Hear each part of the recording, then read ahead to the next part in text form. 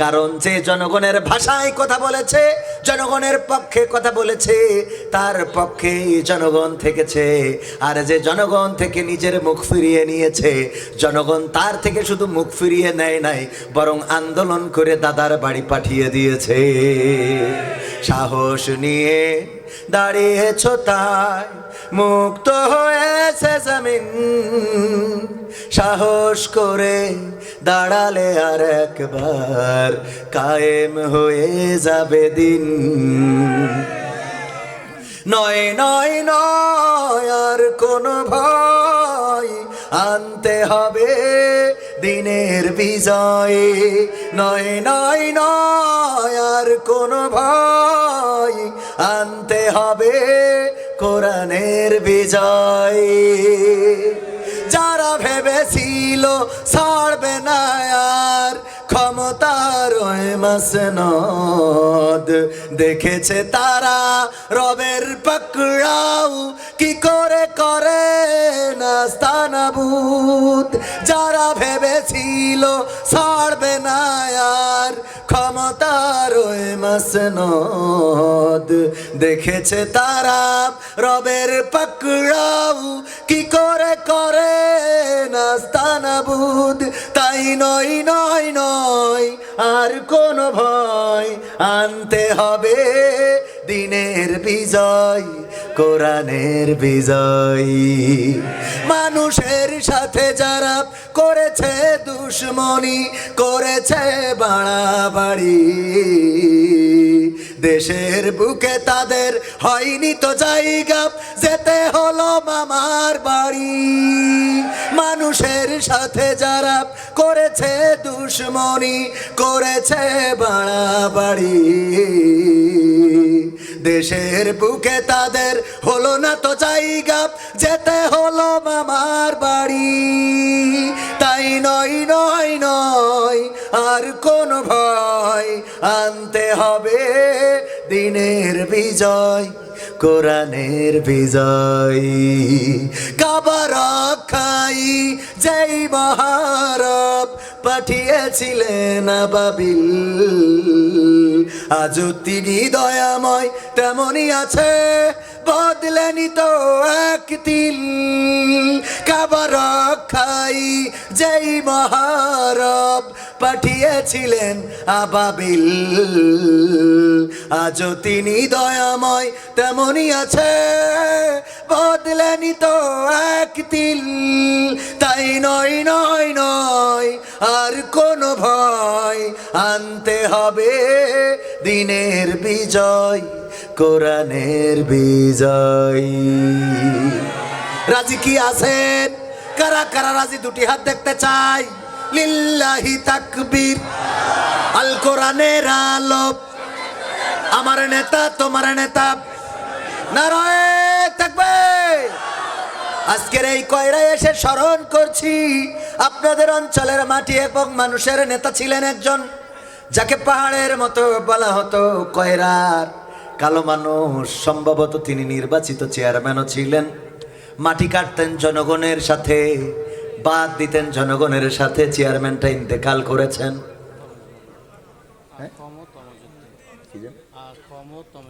আখম তমিজউদ্দিন জনগণের সাথে কাঁধে কাঁধ মিলিয়ে তিনি ইন্তেকাল করেছেন। কাঁধ মিলিয়ে মানুষের সাথে কাজ করতেন।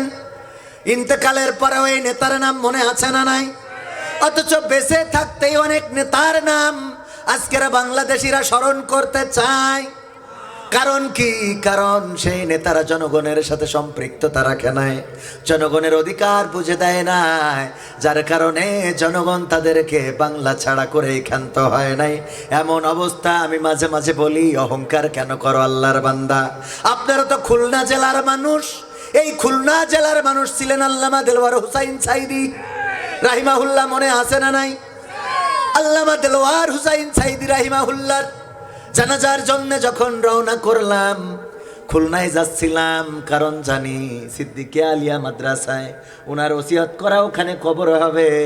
জায়গাটাও দেখে এসেছিলাম, আল্লামা সাইদি কারাগারে থাকতে ওই জায়গার মাহফিলে যেয়ে দেখে এসেছিলাম। জায়গাটাও বাউন্ডারি করা আছে, সেখানে তার কবর হবে, এটা ওসিয়ত করা। কিন্তু আমরা যখন যাই, আওয়াজ শুনতে পেলাম খুলনা থেকে মানুষেরা স্লোগান দিতে লাগলো। সেই তৎকালীন আল্লাহর বান্দারা স্লোগান দিল, খুলনার ইহুদি দিলওয়ার হুসাইন সাইদি, খুলনার মাটিতে সাইদির কবর হবে না। বলেন নাউজুবিল্লাহ। এই কথা যারা স্লোগান দিয়েছে, সেই মানুষগুলো, তাদের কথা চিন্তা হয়। আল্লামা সাইদির সন্তান আজকে সংসদে নেতৃত্ব দেয়। বলেন ঠিক না বেটে? আর যারা স্লোগান দিয়েছিল আল্লামা সাইদির জানাজা খুলনায় হবে না, সেই খুলনা প্রমাণ করে দিয়েছে আসনের দিক থেকে 70%-এরও বেশি আসন আজকে সংসদে নেতৃত্ব দিচ্ছে। বলেন ঠিক কিনা? ঠিক না বেটে? যেই খুলনায় তোমরা আল্লামা সাইদিকে নিয়ে বলেছিলে খুলনার ইহুদি, সেই খুলনাবাসী ব্যালট দিয়ে জবাব দিয়েছে। এই খুলনায় আমার যশোরে 6টা আসনের মধ্যে 5টা, কথা কয় না। মাথায় রাখবা, কোরআনের সাথে বেয়াদবি করা যাবে।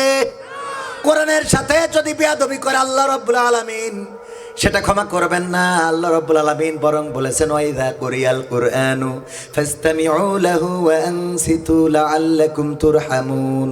যখন তোমাদের সামনে কোরআন পড়া হয়, কোরআন তেলাওয়াত করা হয়, তখন তোমরা হৃদয়ের কান দিয়ে শোনো, চুপ থাকো, যাতে করে তোমাদের উপরে আল্লাহর রহমত বর্ষণ হতে পারে।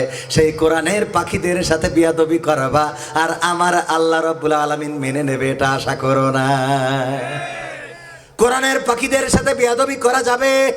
আজকে 4 জন হাফেজ হয়েছেন এখানে। কয়জন? 4 জন এই সিনার মধ্যে কোরআনটা ধারণ করেছেন। তাদের ইজ্জত এত বেশি, বিশ্ব নবী সাল্লাল্লাহু আলাইহি সাল্লাম বলেছেন, পরকালের ময়দানে যখন কেউ কোরআন তেলাওয়াত করবে, যত তেলাওয়াত করবে, জান্নাতে মর্যাদা তার তত বেশি বাড়িয়ে দেওয়া হবে। বলেন সুবহানাল্লাহ। জান্নাতে তত বেশি মর্যাদা বাড়িয়ে দেওয়া হবে। আর একটা হাদিসে বর্ণনা এসেছে, অনেকেই হাদিসটা গরীব বলেছেন, অনেকেই হাদিসটা নিয়ে একটু প্রশ্ন তুলেছেন। আল্লাহর নবী সাল্লাল্লাহু আলাইহি সাল্লাম বলেছেন, একজন কোরআনের হাফেজ, একজন দ্বীনের আলেম, সে অন্তত 40 জন সুপারিশ করে জান্নাতে নিয়ে যেতে পারবে। বলেন সুবহানাল্লাহ। আল্লাহ রাব্বুল আলামিন সুযোগ দিলে দিতে পারে না? পারে না? আল্লাহ চাইলে জান্নাতি কোন বান্দা তাকে বলতে পারে, তোমার একটু সুযোগ দিলাম, তোমার প্রিয় মানুষটার সাথে নিয়ে জান্নাতে ঢোকো। ও আমার ভাইরা, মাঝে মাঝে বলি, এই মাহফিলে যারাই এসেছেন, আপনাদের আমার বড্ড দরকার। আমার আপনাদের দরকার না হইলেও আপনাদের আমার লাগবে। কেন লাগবে? কারণ হলো আল্লাহ রাব্বুল আলামিন পরকালের ময়দানে আমাকে জিজ্ঞাসা করবেন, ওগো কবির বিন সামাদ, বলো দেখি তুমি জমিনে কেমন মানুষ ছিলে? তুমি জমিনে কি ভালো মানুষ ছিলে? তুমি কি দিনদার ইমানদার আল্লাহওয়ালা ছিলে? আমি বলবো, আল্লাহ, আমি তো বড্ড পরহেজগার ছিলাম। তোমার দিনের দাওয়াতের জন্য আমি যশোর ছেড়ে খুলনা জেলার কয়রায় সুন্দরবনের গায়ে পানি ছিল নিচেই, তার উপরে ওয়াজ করেছিলাম আল্লাহ শুধু তোমার ভালোবেসে। আমার আল্লাহ রাব্বুল আলামিন তখন আল ইয়াউমা নাখতিমু আলা